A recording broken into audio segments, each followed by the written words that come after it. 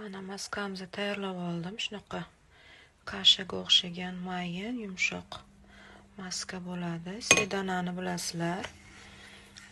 Sepkilli yuzlarga, dog'li yuzlarga juda ham foydali. Buni qo'rqmasdan ishlataveringlar, yuzinglar yog'lanib ketmaydi.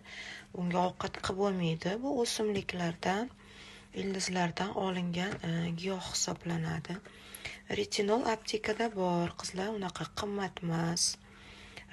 Chayni suvda kraxmallar bu hayotda ishlatiladigan, uyda o'zimiz tayyorlab ishlatadigan narsalarimiz bular. 15 daqiqaga yuzga, qo'lga, bo'yinlarga surib qo'yasizlar. Ayni mana quyoshli kunlarda bu juda ham foydali. Faqat kechqurun ishlatinglar buni. Keyin iliq suvda yuvib tashlab, o'sha pitательный ishlatadigan kremlarni surib qo'yasizlar. Men mana bunaqa pitательный krem ishlataman yuzimga.